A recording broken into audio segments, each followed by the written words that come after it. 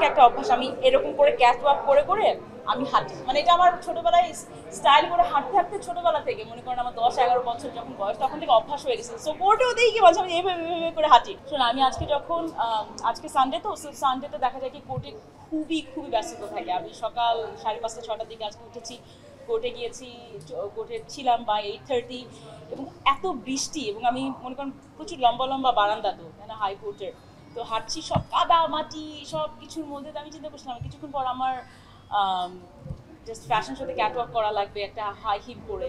So লাইফের যে dimension, একটা লাইফের একটা স্টেজের বিউটি আছে, এবং ওইটা উপলব্ধি করতে পারাটাই আমার মনে হয় সবচেয়ে বড় সাকসেস।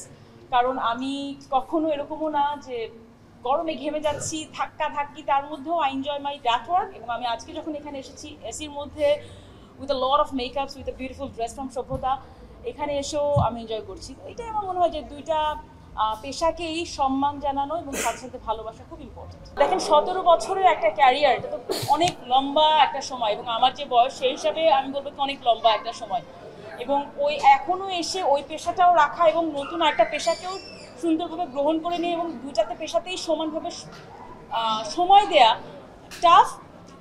এবং এখানে শুধুমাত্র ইচ্ছা থাকলে হয় না, খুব ডেডিকেশন ভালোবাসা থাকতে হয়, নাহলে সম্মানও থাকতে হয়, নাহলে হয়তো বা করা যায় না। অভিনয়টা একটু কম পাচ্ছি, কারণ হচ্ছে আমরা মাঝখানে দেখেছি অভিনয় কয়েকটা কাজে আপনাকে দেখেছি, নাটকে দেখেছি।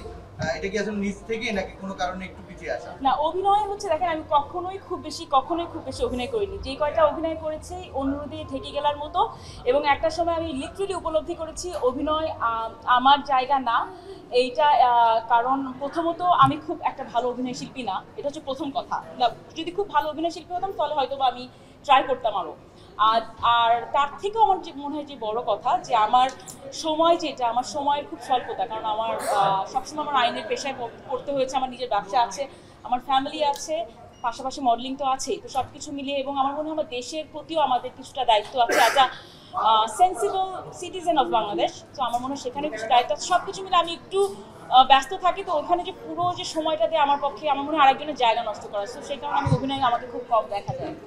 যদি জানতে চাই, এই সময়টা এসে আমরা দেখছি যে প্রচুর ইয়াং মডেল ট্রাই করছে ইন্ডাস্ট্রিতে ইন করবার ক্ষেত্রে। আপনার তো দীর্ঘদিনের এক্সপিরিয়েন্স, এবং সেই ক্ষেত্রে সকলেই আইকনও মানে অনেকে আমি দেখেছি।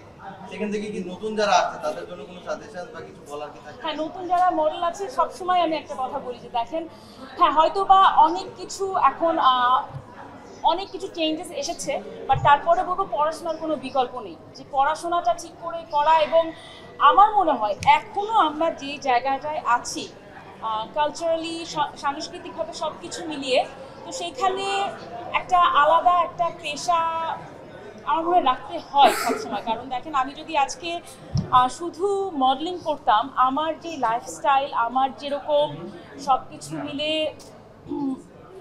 যেরকম চলাফেরা, তারপরে মানে বলে না মানুষের জ্ঞানটাতেও তো কাজে লাগাতে হবে, তো ওই সব কিছু মিলে আমি মনে হয় পারতাম না। তো আমার সবসময় আমার মিডিয়াটা ছিল, এবং মিডিয়াকে আমি সম্মান করি, সেটার জন্যই আমি আজকে এখানে এসেছি। বাট পাশাপাশি আমার মনে হয় আর একটা প্রফেশন রাখা বাংলাদেশের মতো দেশের জন্য,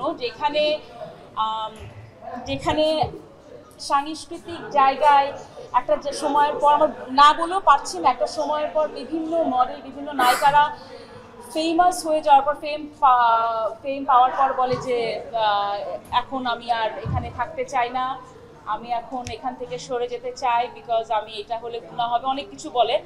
তো এটা আলাদা জায়গা, এটা আমি বললাম না। তো সেখান থেকে আমার মনে হয় এখানে যেহেতু সম্মানটা এখনও আমরা মানুষকে প্রপারভাবে দিতে শিখিনি, এটা আমাদের শিখতে হবে, এবং ততদিন যারা এখানে এই পেশা আসতেছেন আর একটা পেশা আমার রাখা উচিত।